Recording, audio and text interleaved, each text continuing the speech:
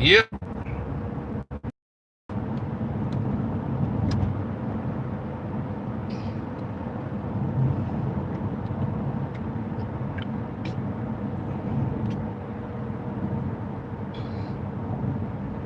Now, these are wrestling secrets.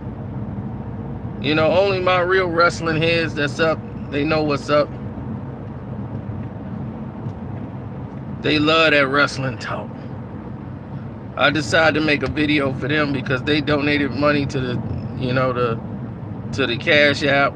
They hit me up and said, you know what, we hit the Cash App up, and they asked me wrestling questions and stuff like that, and they love to see the wrestling videos. And I said, you know what, you guys have asked for it a lot, so I'm definitely gonna give you what you asked for because you deserve it.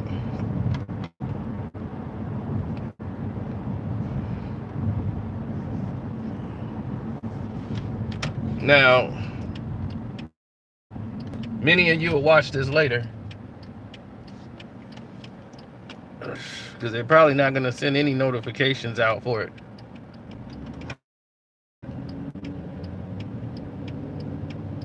What's up, real world champs?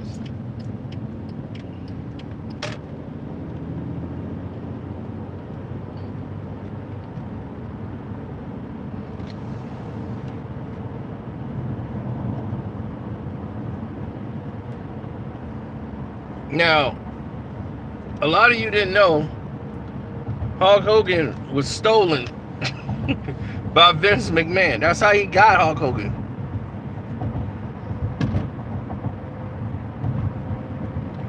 You see, Florida wrestlers are not really respected in wrestling. If you came from Tampa, they really had no respect for you. If you didn't come from Memphis or Midwest wrestling, you know, Canada, these guys were respected for their, you know, their wrestling crafts. Florida was mostly beach, hit the weights, look good, be a baby face, maybe we could work with you. Other than that, they weren't really too interested.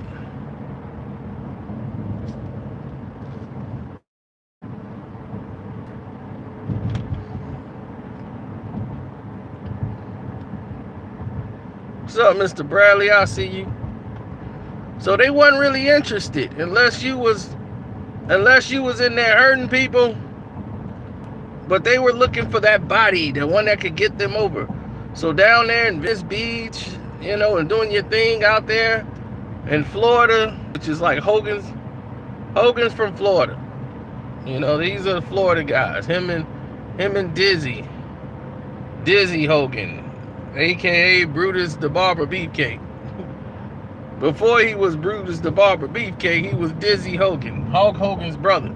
And they were in the AWA when he was Terry Bollea over there wrestling with NWA. Ole Anderson, the one they used to send him over to do cards, he used to be in the AWA and all this stuff.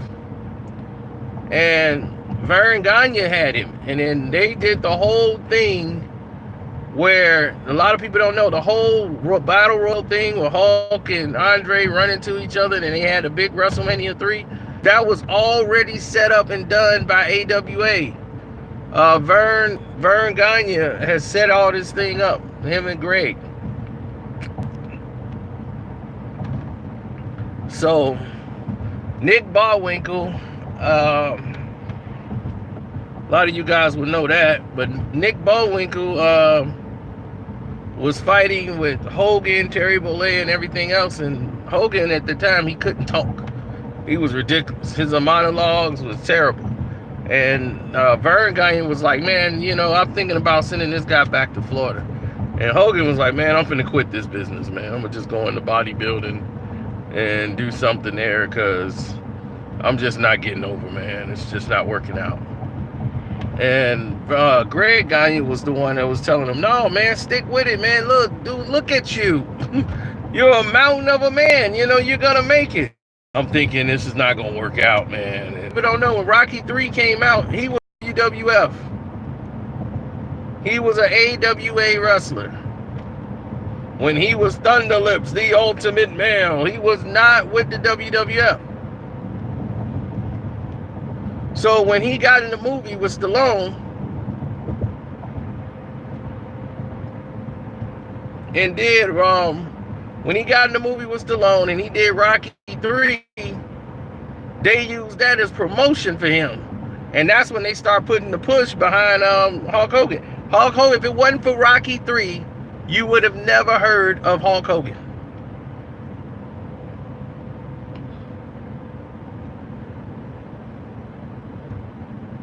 Let me repeat that. If you had not heard, if you had not seen Rocky 3, you would have never, ever heard of Hulk Hogan.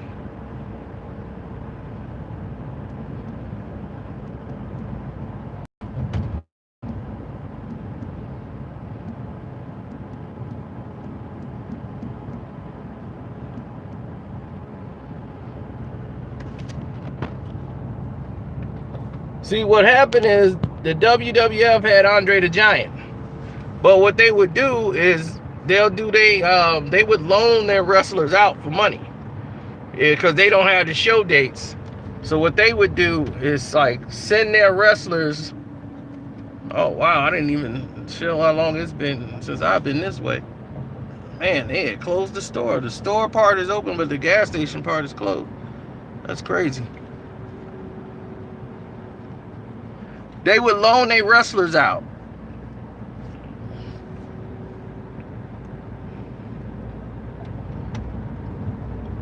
Yeah, he was Thunder Lips in there, the ultimate male. And he thought he should change his name to Thunder Lips.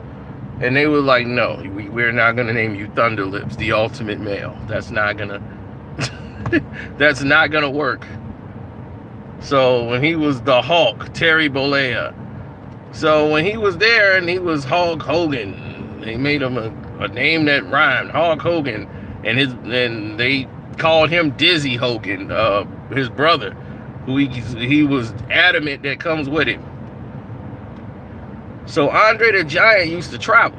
They used to pay to get Andre from WWF, Vince McMahon Sr. and all those guys, Vince Jr. and all them. They used to, Vince McMahon Jr., you know, the Vince we know now, he would rent Andre to AWA and they would get him and they would have him for a couple months. And they'll go on tour, they'll do the Japan shows, they had shows in Japan. So they would normally get Andre for those tours when they do their battle royal and stuff. So they always shared wrestlers back then.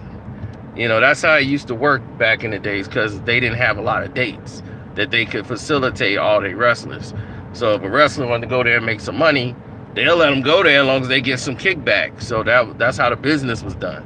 So they'll be like, yo, we want to borrow Andre. You know, we normally would get Andre for a certain period of time while they do their battle royal. So what they did to bring up Hogan is they put him in a match with, I think, Nick Bockwinkel or something, or Boswinkle, and they had Hogan in there, and they was like teaching him, you know, getting his timing down.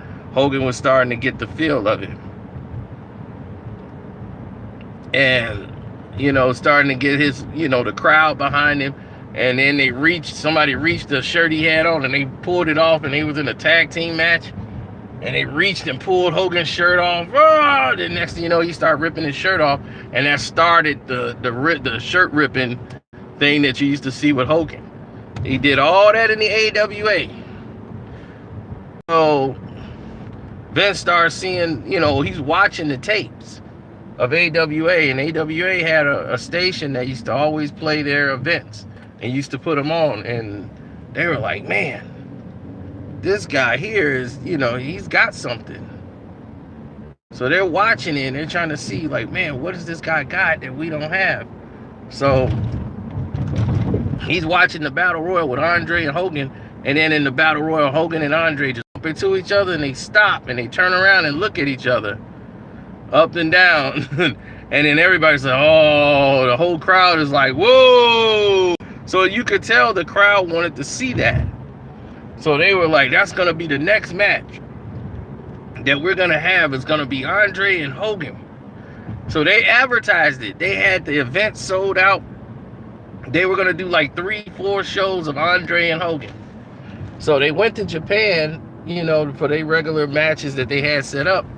And they were supposed to get Andre. And Andre the Giant and Hulk Hogan didn't show. He's like, Hogan sent the fax, said, I'm quit. I'm out.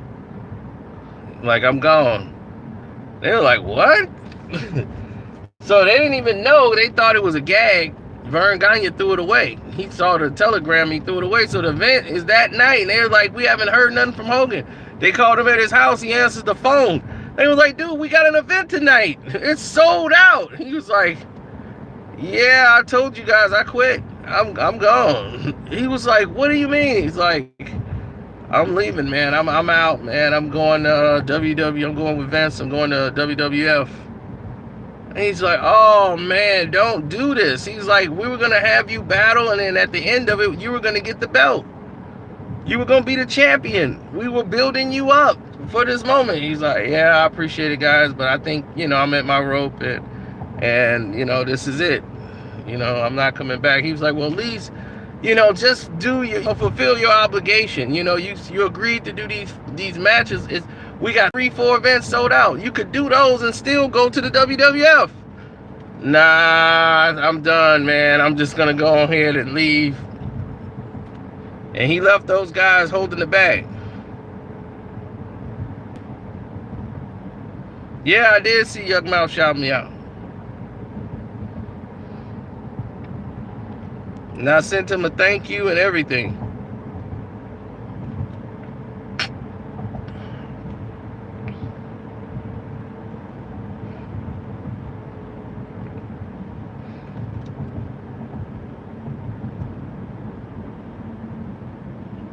It was already a joint venture.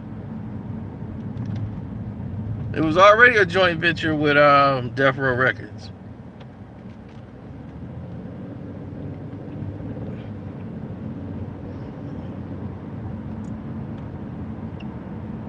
Now,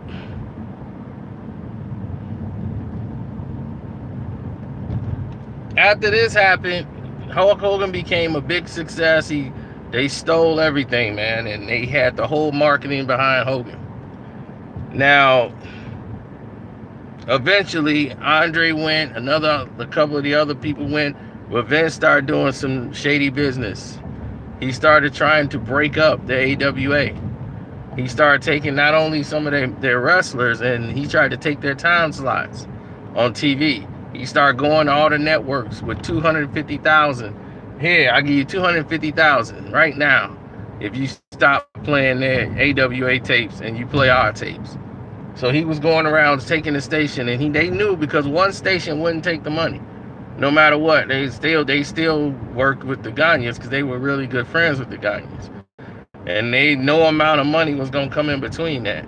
And they were like, no, we're not going to do that. So they the one told, like, hey, man, Vince is going around doing this. And one of the guys called him up and said, look, I can't even, I can't go ahead and run your show because he said, Vince is paying me like $3,000 a week. He's like, you know what? We'll pay you $4,000. They go up to like $5,000. Then it don't work out. And then next thing you know, he's like, Vince went to $6,000. They was like, my gosh, nobody had any morals. Everybody was sleazy. That's how the business was back then. He was ruthless.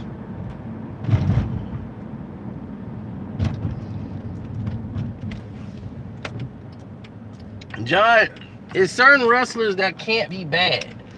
John Cena is not the guy that could be bad. When he came out, he was bad.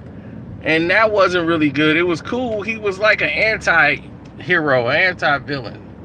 He's one of those guys who got what they call the baby face, the vanilla face. The baby face. He gonna get over. You gotta keep John as a good guy. You wouldn't take him seriously. I mean, you see him in movies and everything. This guy can't be a villain. That dopey face he got, no way. He don't have heel nowhere in his. You got too many heels as it is. You don't need John to be the heel. You need John to be that beacon of beacon of light. You know, he can be that. Did it when Hogan it was time. Because Hogan basically, he was Hollywood. Hollywood Hogan was him. He was Hollywood Hogan. He ran wrestling. And a lot of wrestlers got screwed because of it. But hey, it was the name of the game. Keep Hogan rich. Keep Hogan happy.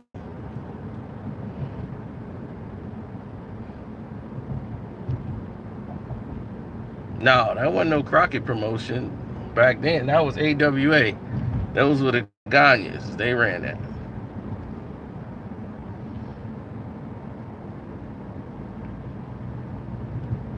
Now, Hogan did have a match with Rick Rude, but he never wrestled Rude again after Rude went crazy on a couple of people in the back, and he beat up the Ultimate Warrior. Ultimate Warrior was a reckless, what you would call a reckless wrestler.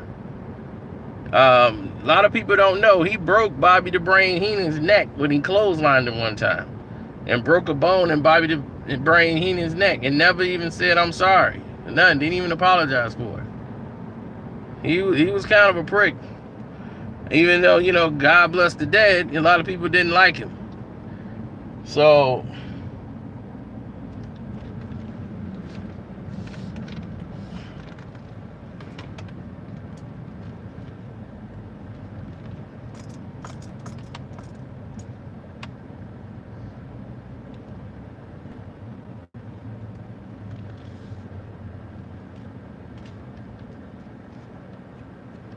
a lot of dirty secrets was going on. There was one time the Rick Rude situation happened. There was an incident they had on one of their undercards, and they had a house show.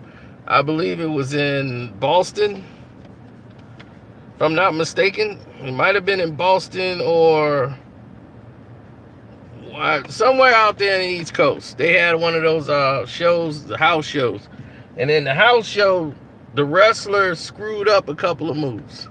Now, I don't know which wrestler. Can't nobody remember the wrestler, but it was on a WWF, you know, card, which is now WWE. And what happened is the wrestler got pissed because the other guy was screwing up so much and blowing the moves, and that he actually kicked the guy in the face. The guy went for the move, and he was like, dude, you missing your calls. So when you missing your calls and signs, you know, he had to give him a reminder, you know, to penalize him. And normally you get punched for real in the face for screwing up. You know, you got to reset. So this guy finally got ticked after he got kicked in the balls. So after he got kicked in the balls, he actually, once he got it and he shook it off, he was like, oh, my bad, man. I'm off tonight. So next thing you know, the wrestler got behind him, pulled his pants, like pulled his trunks, everything down. He kicked him in the stomach, grabbed him by the trunks, and pulled his pants down in front of everybody. The entire crowd, everybody's, oh my God!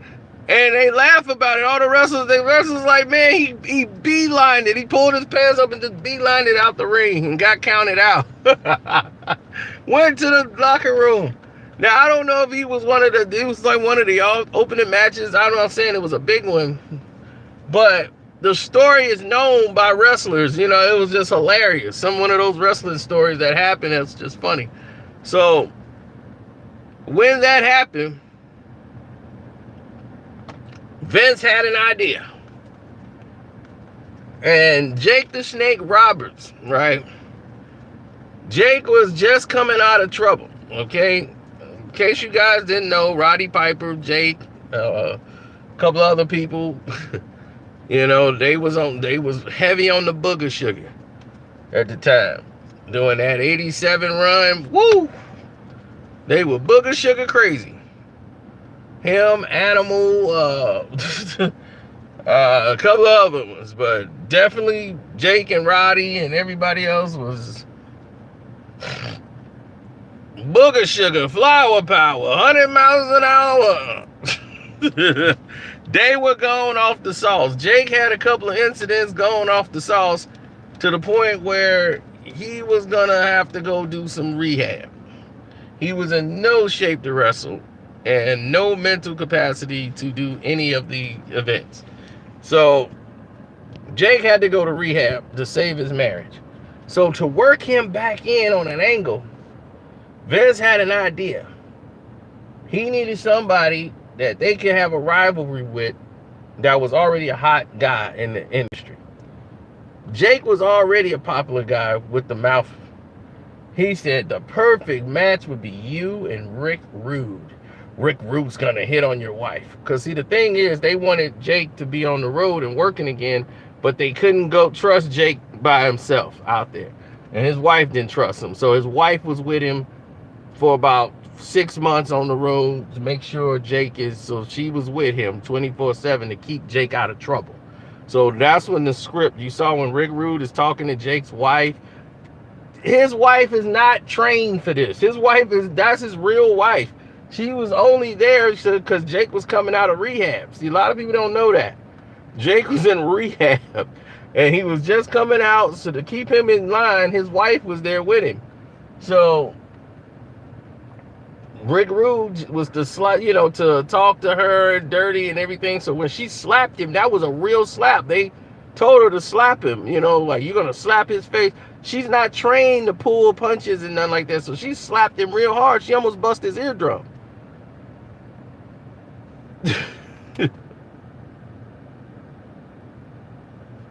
So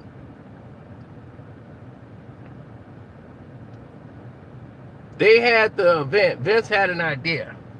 When Rick Rude used to have all these trunks, and then he came out with the trunks with the wife on there. And then he was like, oh, we're going to disguise it. And we're going to have it where he's going to come down there and he's going to pull the trunks off you. And then we're going to put the sensor on there for TV. Oh, it's going to get a lot of views. So it got so much controversy when they aired that on television. They had the little black mark there to show Rick Rude got his pants pulled down by Jake Roberts. When he wore the trunks, he pulled off the trunks and showed it. All that was based on what they saw in that match. Vince saw it and implied that into the match. And when Jake pulled his pants all the way down, he wasn't supposed to pull it like almost off of his body like that. He was supposed to pull it down. Jake almost pulled it off completely. It got to the point where Bobby the Brain Heenan had to go in there and hit Jake Roberts to get Jake from pulling on him.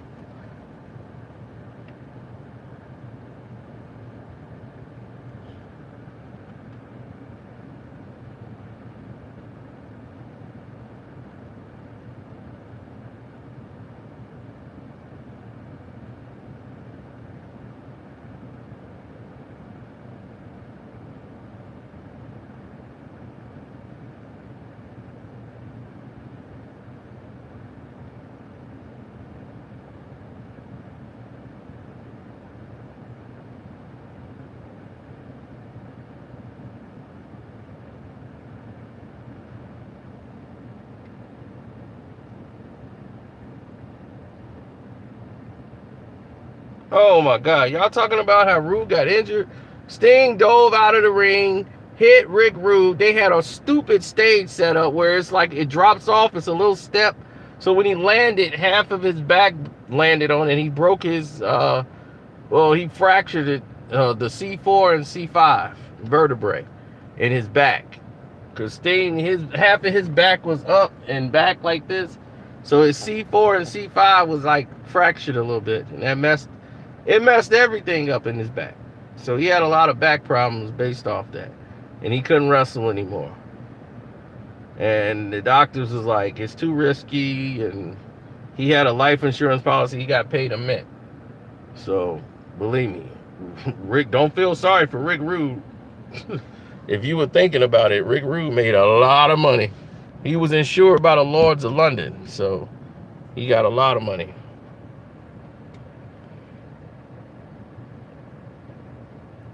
Now,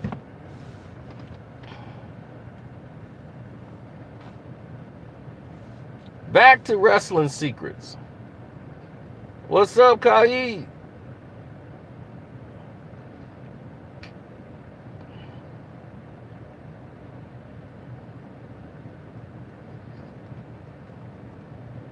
Eric Bischoff was kicked out of Rick Rude's funeral. I don't even know why.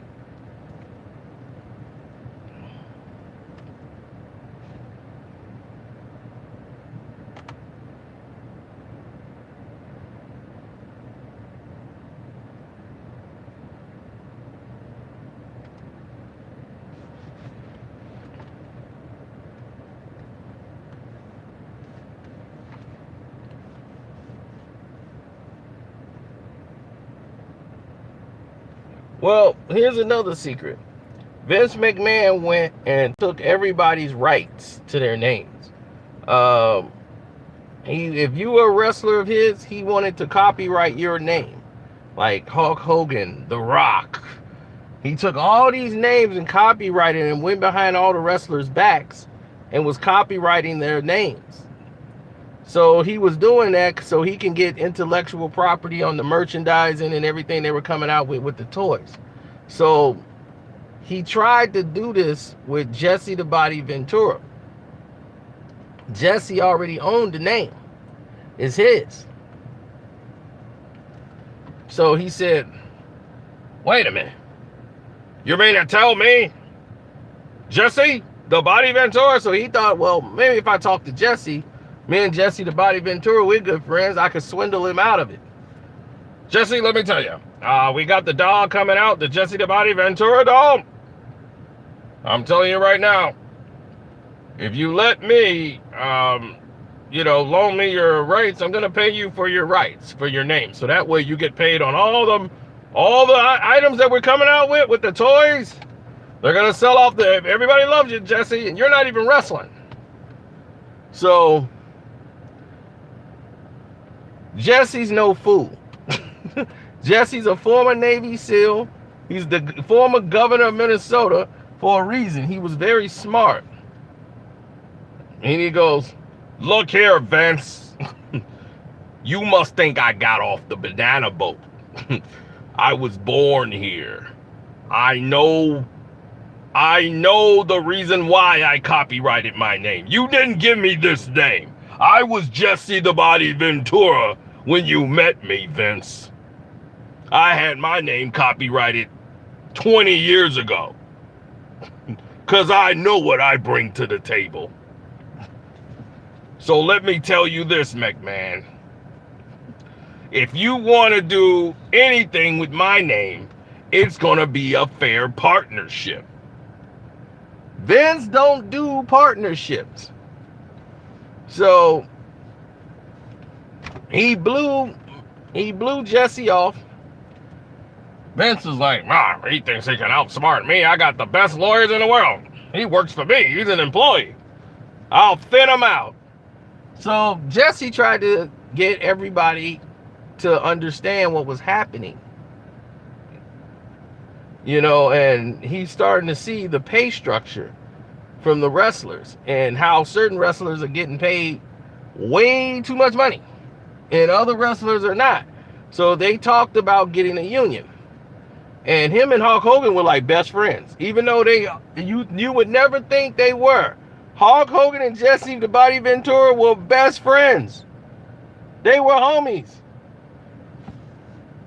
Lift weights together, everything. So they were like really cool. And all the wrestlers was in there and Jesse was giving them the spiel about forming a union. There need to be a union in professional wrestling. That way they would have retirement money when they retire. You would have money set aside, and when you do, that money's there, and you could live off that for the rest of your life.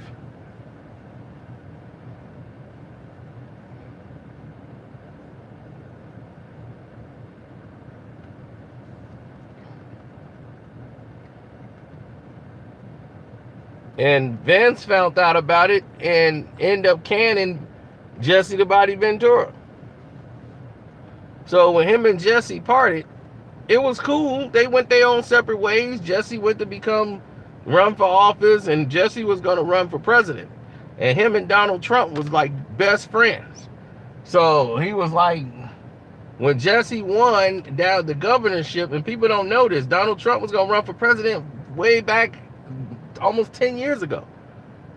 He was getting ready for a run for presidency when Jesse won the office, because Jesse was going to run for president. And then he was like, oh, you going to run? He's like, but you just won the governors, Jesse. If you run for president, he's like, yeah, I'm thinking of running for president.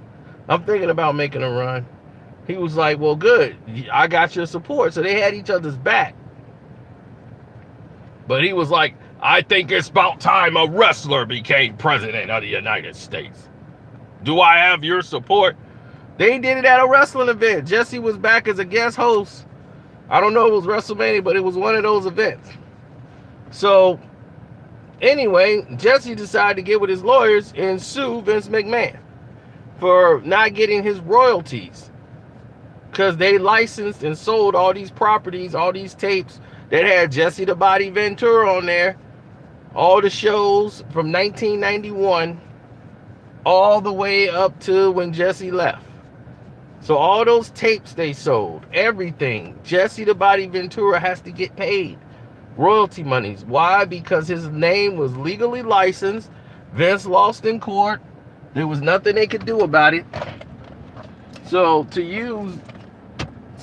you want to use Jesse the Body Ventura in anything, you got to pay him royalty money. And Vince don't want to do it. So he's not going to bring him back. He's not going to retire Jesse. He's not going to do anything with Jesse the Body Ventura.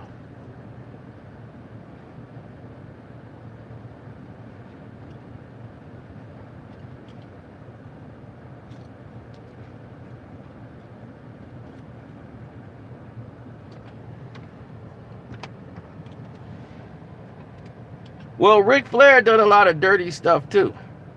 Don't think Ric Flair's an innocent man. No, sir.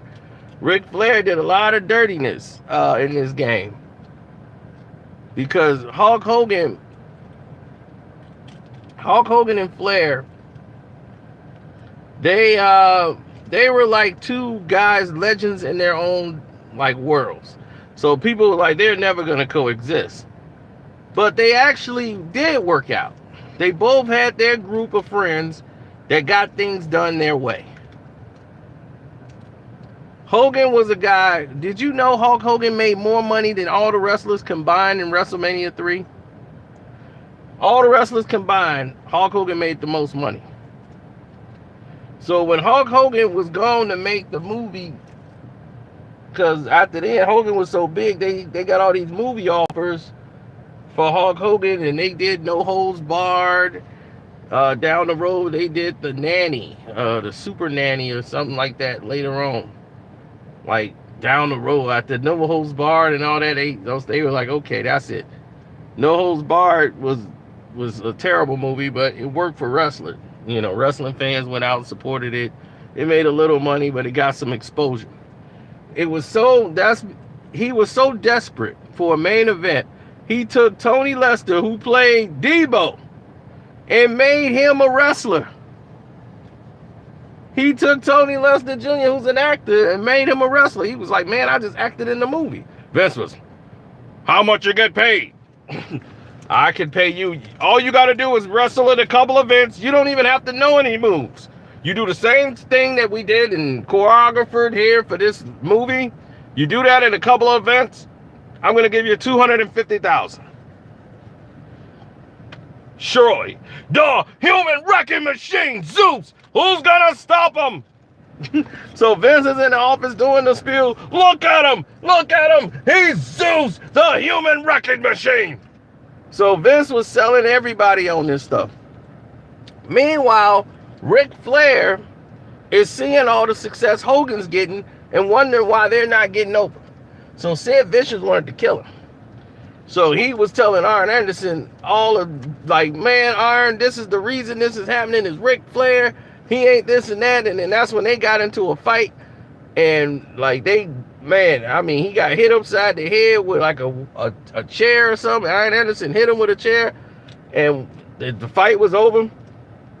Sid Vicious went up to his room with a piece of the chair that he had broke and had like a piece of wood from that chair, and he knocked on the hotel door of Iron Anderson, and they was finna continue to have this conversation.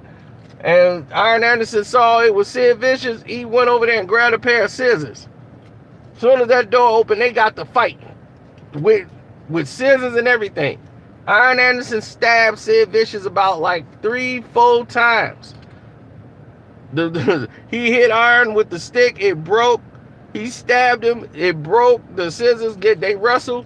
The scissors come loose. Next thing you know, Sid get the scissors and stab Iron like 2-3 times. It was crazy. They could have killed each other.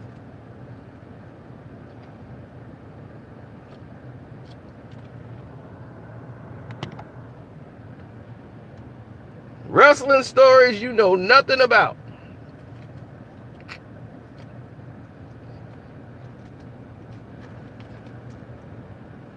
Well, people gonna be like, I know that.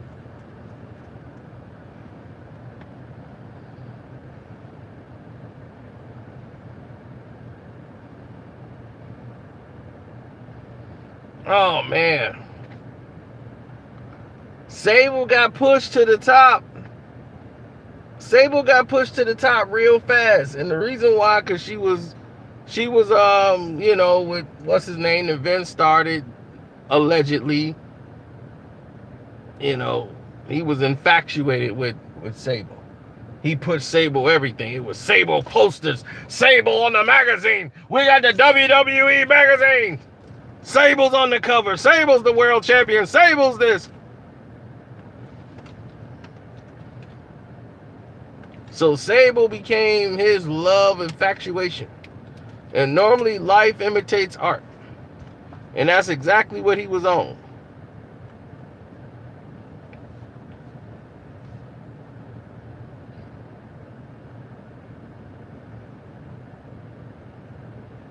So Ric Flair was over there basically actively wrestling and booking matches. You got so many guys booking matches. And when Rick is trying to tell people how the match is going to go, and then, you know, when somebody got to lose to him, and he want to make them lose, like, y'all finna drop the belts tonight. What's his name? Ron Simmons and them wasn't going. Ron Simmons was, damn, I ain't dropping no belt to him. Why would we do that? They was the tag team champions. Him and Butch Reed, they were doomed. And they had won the belts. And then he was like, y'all gonna drop the belts to the Four Horsemen. He sent one of the lackeys in there to go tell him. He knew better than to tell Ron Simmons that. Because he was like, look here, Simmons, we're gonna mix it up. You know, we're gonna wrestle, and he's like, we're gonna, you know, go at it, and you're gonna drop the belt to me and Iron Anderson. Because at this time, Tully Blanchard was hurt, and he was basically semi-retired. They had to talk Tully back into it because Tully was getting tired of the pay. You know, he was fighting like every night. He was the television champion a lot of times. He was on TV. Tully was getting tired of it. You know, he was getting tired of the BS, and, you know, he saw the, like, man, y'all playing me with the money. So when him and Iron went over to WWF, they were the first ones over there. They were the brain busters. And when they went to WWF, they went there with Vince told them, hey, you guys will be the tag team champions. We got Bobby the Brain. Bobby, they were going to be with Bobby, and they were the brain busters. And they did all they moves they did over there in WCW. And Vince told them, like, I'm going to make you guys superstars. He put them on the Survivor Series one time, and things blew up there with the pay. And Tully retired. He just quit. And Bobby the Brain Heenan had to take his place in the ring. So it was Iron, and then that was the last time you basically seen Iron Anderson. Iron Anderson left and ended up coming back to WCW. They were done. Yeah, it was a Survivor Series. They had Andre the Giant, and it was supposed to be the Brain Busters. And I'm trying to think who else was on their team. And they went against Hulk Hogan, Jake the Snake, and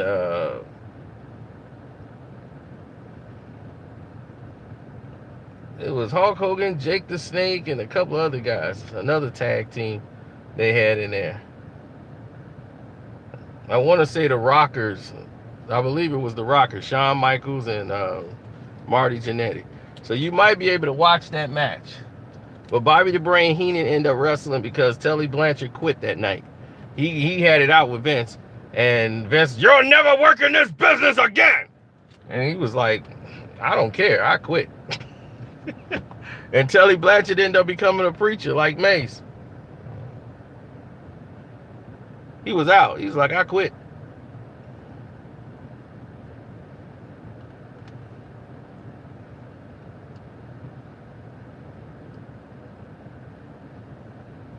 Man, you think a bad drug test was gonna keep him out of a pay-per-view? He was in no condition. He was like, I want more money or I'm not wrestling. He was already messed up. Tully wasn't coming in there. Tully screwed up, and that was it. And Iron had to wrestle, and Bobby the Brain Heenan had to come back there and wrestle, and it was bad. It was real bad that they had to do that. Bobby did the best to sell it. They put on a great match anyway.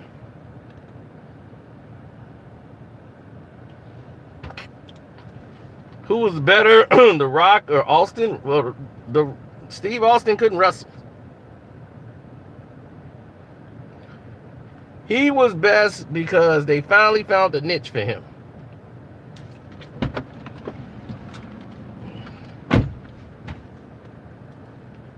You know, they found the niche for him that'll make it work. And that was good for Austin. Everywhere he went, he ended up being a problem because he was very opinionated. He always opened his mouth. He talked a lot, and that was good and it was bad. He went to ECW. A lot of people, y'all don't know, Steve Austin was in ECW before he came over. So when he came to ECW, because Heyman picked him up. Back then, Paulie Heyman was Paulie Dangerous. And Paulie Dangerous got fired by Ric Flair. Flair fired him because he disagreed with something Rick told him not to do. And he was like, man, Rick, you killing us. Which at the time, you don't do that. You don't cross Ric Flair. You know, and Flair's like, you fired. Then he threw a garbage can at the door once Flair was gone. He didn't throw it when Flair was there. He threw the garbage can after the fact, but Ric Flair fired him. And that's how he was out. He was like, that guy's out of here. He doesn't listen. And he was coming up.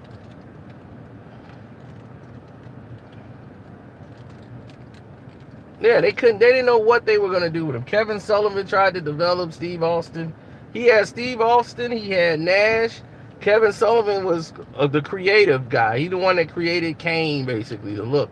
He was the one that, him and Bob Pritchard and all those guys, they kind of came up with the look of what Kane was going to be like. Because that's a Kevin Sullivan type of character. You know, he's the one with the doom and dark characters. He tried to do that with Kevin Nash. He came in, Kevin Nash had this green, then he was Vinny Vegas. They kept trying to reinvent him. I liked him as Vinny Vegas. That was my guy. I was like, Vinny Vegas. That was my guy. Hey, you go look up Kevin Nash, Vinny Vegas. When he was Vinny Vegas, that was my guy. Vinny Vegas. Nobody really noticed him till he was Diesel. But he was great to me as Vinny Vegas. But before then, he was just this tall mountain of muscle, like the Diamond Cutter or whatever he was. Kevin Sullivan created him. I'm like, look at this monster I got. And he would just sit there with the stoic look. He just looked ridiculous. So,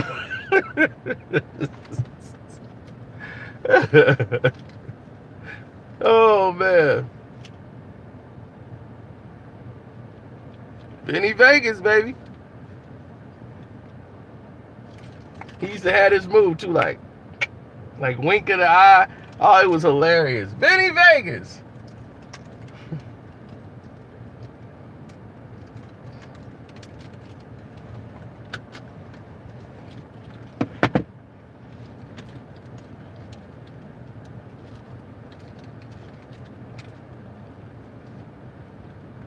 The Fantastics. Yeah, I used to love the Fantastics. They were great. Man, you done brought back some memories.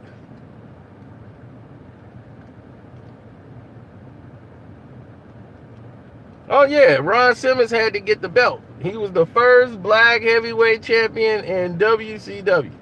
Ron Simmons. You weren't going to tell Ron Simmons no. Damn! Because Ron didn't play. They played. They ain't nobody disrespect. They can call anybody else the N-word. They wasn't going to call Ron Simmons that. Ron Simmons was strong. Butch Reed, one time Butch Reed got into it with I think it was Barry Windham. Barry Windham and I want to say it was The Undertaker. Mean Mark Callis. Mean Mark Callis and Barry Windham. And man, oh man, what happened there?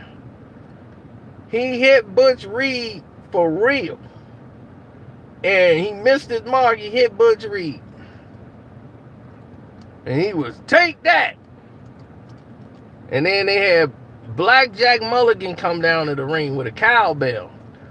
So Blackjack Mulligan came in the ring, hit him with a cowbell, and then it was a disqualification, and Blackjack Mulligan got all this, you know, all that chew and all that stuff. They got chewing tobacco, and he dripping that all on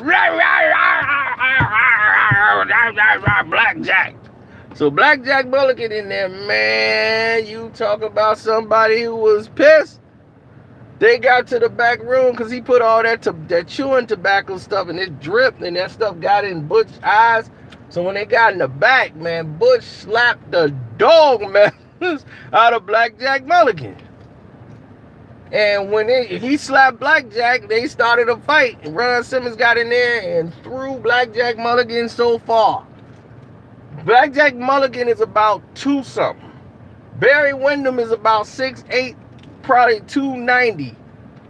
He grabbed him and threw him. Couldn't nobody grab Ron. Ron's like, ain't anybody touch Butch Reed. we gonna be whooping some A up in here. Nobody. And now it's over. Damn. You don't mess with him. You don't mess with Ron Simmons. That was a naturally strong man.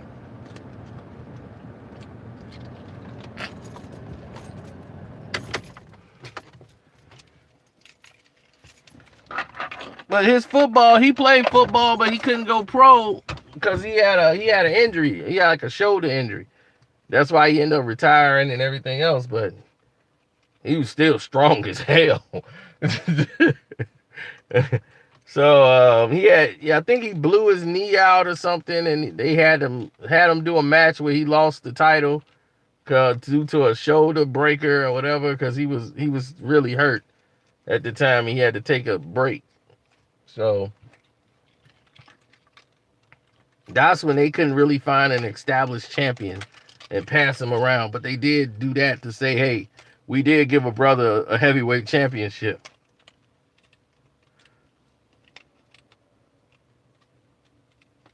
But let me talk on this too, because I can't make a video on it. They'll flag it forever. But you finna hear it for the first time ever. And Booker T need to hear this. Hulk Hogan was never your friend, Booker. You got to stop talking that you and Hulk Hogan are best friends. Hulk Hogan was the reason you couldn't come up and shine. Hogan did not want you to have the belt. Hogan did not want you to have no titles.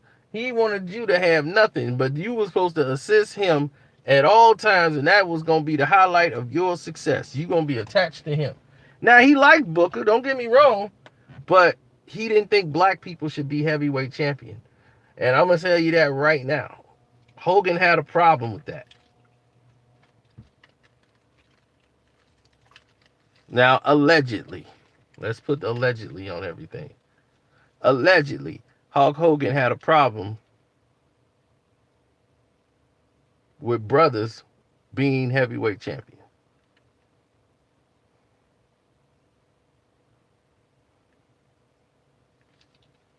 He didn't want blacks to have a heavyweight title. He thought that would be stupid. And he was like, oh no. He's like, look, listen here, brother. I just don't think he's ready. It's not a black thing, brother. I just don't think that he's ready for this. You know, the wrestlers might want one thing, but the fans want something else. Hogan ego was threatened. That was the problem. Hogan's ego was threatened. They had nothing to do with nobody else but his ego.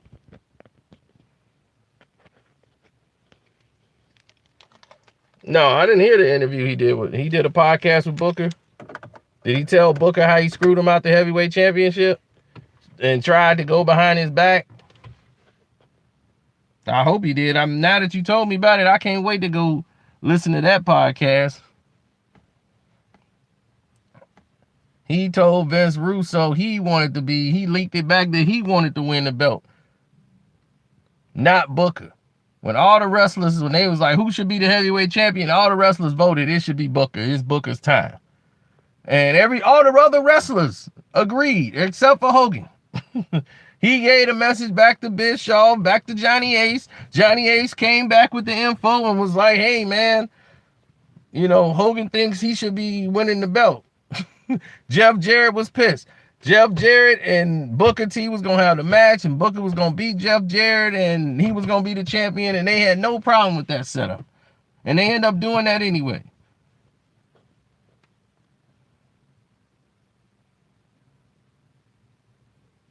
Hogan did not want him to be heavyweight champion. He didn't think no black wrestler should be heavyweight champion. He never went and did that at all, like lobbied for them to be champions, period. They were there to build the audience. They could be attached to somebody that could be the champion, but heavyweight champion, no. We're going to alienate the fans. And I felt that was wrong. He never stood up for him. Mm-hmm. And what was bad is I heard that about Cornette, and I didn't want to believe it. Like, I heard they could be disgruntled. I never seen Jim Cornette or heard about Jim Cornette ever doing something that backhanded. But they said Jim Cornette was there, all these nasty things and racist things was being done, and he stood right there and bobbed his head, did everything, laughed and joked with him, and he hung out with the crowd that was doing it. It's like, well, you hung in that circle that was doing that. And he going to eat and hanging out and buddy with them.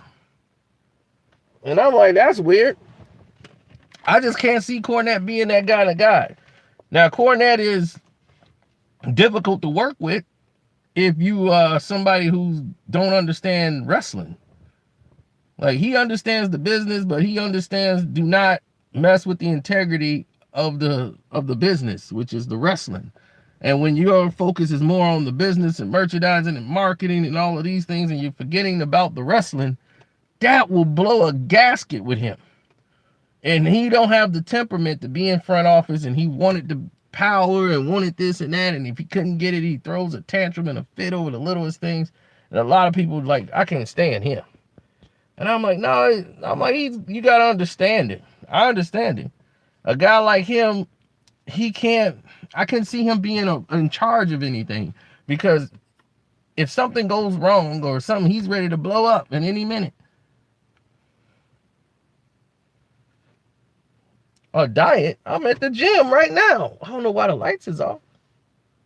This is a 24-hour gym I'm at. But I'm at the gym right now. When I get off with y'all, I'm back in the gym.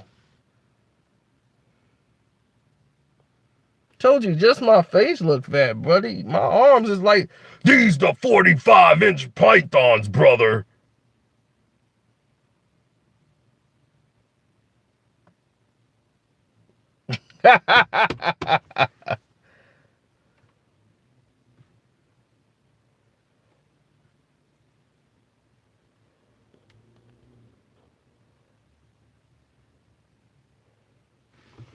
See, I don't have to take that stuff. I'm natural. God was blessed me with natural ability.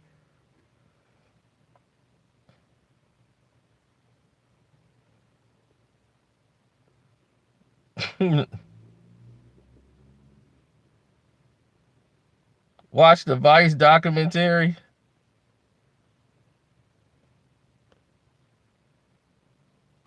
Oh, I'll tell you another thing Hogan did. Vince McMahon was going to make a big wrestling event, pay-per-view. I don't know if it was Survivor Series or one of the events between Jake the Snake and Hulk Hogan. Now, a lot of you guys have never seen it, but Jake the Snake they never wrestled against each other because of this fact here. Jake the Snake had built his thing with Steamboat and all this stuff, and he was coming up in the game, and they were getting ready to make a big match with him and Hogan. So they had the snake pit where they had Jake do these monologues where he talked. Because back then, the wrestlers used to always scream and be loud and be animated. That's how they were heard, right? That's how they were heard back in the day. So this time, things changed. Jake was different. Jake was talk calm. Jake was, I tell you what, brother, when you come against me, the snake, oh, it's ready. It's ready to bite. You ask me, brother, what does DDT means? What does DDT stands for? The end, brother. The end. So he always talked smooth, calm, relaxed. So everybody liked his delivery. It got over. He was the only guy that could do it. Everybody else was loud and over the top. So they did the Piper's Pit. And since the Piper's Pit was what it was, now they were finna do they went from the Piper's Pit to what's his name? The Snake Pit. His was the Snake Pit. So Hulk Hogan was his guest. And what you seeing right now is the edited video. WWE and WWF will not air the video that they have when Jake the Snake DDT'd Hulk Hogan. Okay, they came up with the whole promo and everything in the back. Hogan was like, okay, brother, I'm going to tell you right now, because he was like, yeah, he's going to DDT him to the floor. That changed. He didn't DDT him to the floor. He was like, no, we ain't going to do it on the concrete.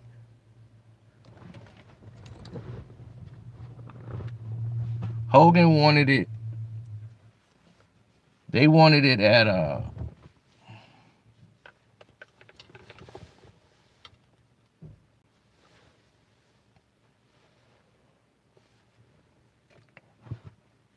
they wanted it at a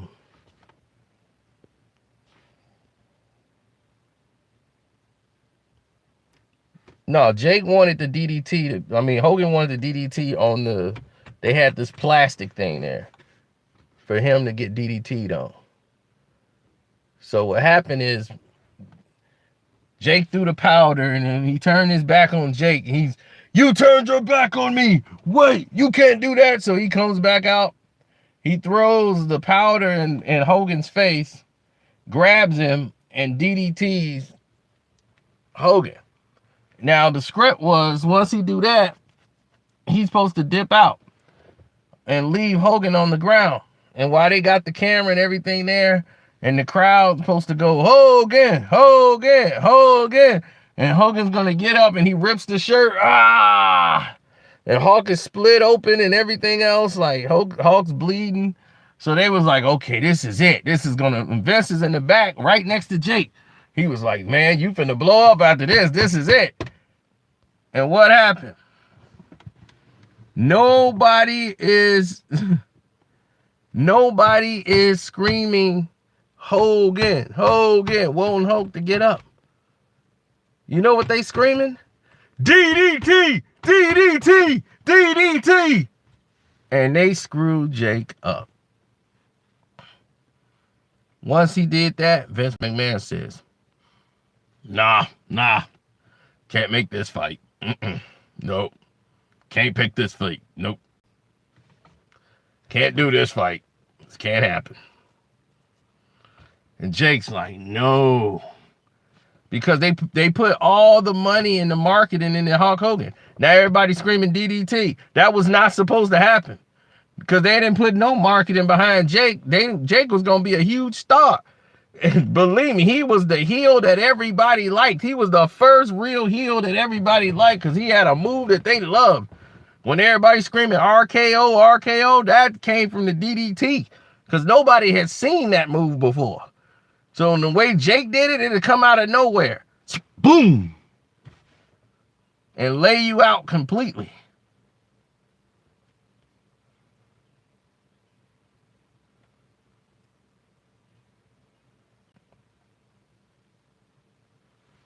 And that's why y'all didn't, another thing y'all didn't know is when Jake started slipping and going back on drugs and messed up, DDP saved his life.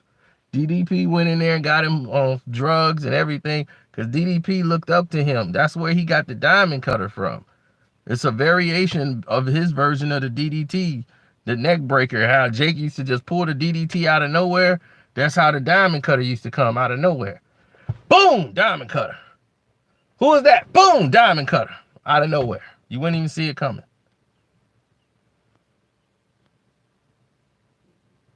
So he got him, Scott Hall, cleaned those guys up, and those guys got in the Hall of Fame.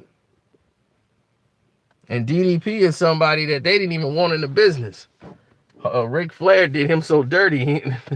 He caused Diamond Dallas Page so much money because Diamond came in, he was a young guy. He's an older guy, so he's like, coming in there and they was like, dude, you starting your career, and they start pushing Diamond Dallas Page like late in his 30s. He was the underdog. 755. So he had a whole momentum thing. He was full of energy, full of life. Steiner couldn't stand him because he was stealing all his time. Diamond Dallas Page. So him and Diamond Dallas Page didn't get along, and neither did Ric Flair, because Ric Flair came back in the picture with the Four Horsemen. He wanted to get the spotlight back. Vintage Ric Flair. He want the spot back. I want my spot back. Take two. And they were like, dude, are you going to be behind the scenes or the scene? What you doing, Rick? It hindered a lot of business by guys don't want to get out of the way and guys staying too long. That's what ruined WCW, and it started to ruin WWE.